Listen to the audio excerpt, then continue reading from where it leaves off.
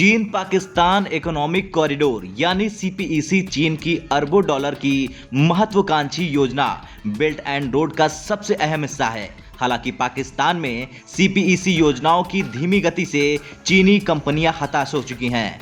पाकिस्तान के एक senate panel ने भी इस प्रोजेक्ट पर पिछले 3 सालों में हुई जीरो प्रगति पर चिंता जाहिर की है। सीनेट की स्थायी समिति के अध्यक्षता करने वाले सलीम मांडवीवाला ने कहा कि चीनी सीपीईसी पर काम की प्रगति से संतुष्ट नहीं है और पिछले 3 सालों के दौरान पोर्टफोलियो पर उन्होंने कोई प्रगति नहीं देखी। उन्होंने बताया कि चीन के लोग नाराजगी जाहिर कर रहे हैं। यहां तक कि चीनी राजदूत ने मुझसे शिकायत की कि आपने सीपीईसी को बर्बाद कर दिया और पिछले 3 सालों में कोई काम नहीं किया है। सीपीईसी अथॉरिटी के चीफ असीम सलीम बाजवा ने $60 बिलियन के सीपीईसी प्रोजेक्ट को पाकिस्तान के लिए लाइफलाइन बताया था और उन्होंने कहा था ये प्रोजेक्ट पाकिस्तान को एक प्रोग्रेसिव और विकसित देशों की सूची में शामिल कर देगा।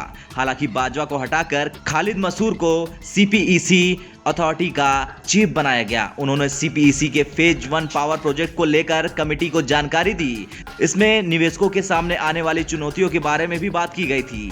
इनमें स्वतंत्र बिजली परियोजनाओं के भुगतान के मुद्दे, लंबे समय से बकाया ऋण, ऑटोमेटिक पेमेंट्स के लिए खाते की स्थापना जैसे कई मुद्दे शामिल थे। मंसूर को एनर्जी और पेट्रोकेमिकल सेक्टर से जुड़े मेगा प्रोजेक्ट में 32 सालों का अनुभव है। सीपीईसी मामलों पर पीएम इमरान खान के विशेष सहायक मंसूर ने मांडवीवाला का समर्थन भी किया और कहा कि चीनी कंपनियां सरकार के संस्थानों और उनके काम की प्रगति से संतुष्ट नहीं हैं। उन्होंने कहा कि वे खुद ग्वादर हवाई अड्डे पर काम की प्रगति से खुश नहीं हैं। हालांकि उन्होंने पैनल को आश्वासन दिया है कि चीजें अब रिकवरी मोड पर आ चुकी हैं।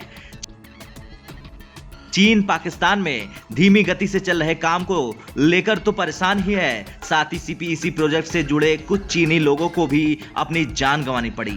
जुलाई महीने में ही खैबर पख्तूनख्वा प्रांत में हुए एक बम ब्लास्ट में 13 लोग मारे गए, जिसमें से 9 चीनी नागरिक थे। इसके बाद ही चीन ने अपनी एक स्पेशल टीम पाकिस्तान भेजी थी। ये ब्लास्ट एक बस में हुआ था और इस बस में चीन के इंजीनियर और कंस्ट्रक्शन वर्कर्स मारे गए थे जो इस प्रांत में बांध बनाने का काम कर रहे थे। जांच में सामने आया कि ये एक आतंकी हमला था जिसमें कुल 13 लोगों की मौतें हुई थी और इसके बाद ही बाजवा पर तलवार लटकने लग गई थी और अगले महीने ही उन्हें हटाकर खालिद मसूर को सीपीईसी चीफ बनाया गया। ब्यूरो रिपोर्ट, भारत तक।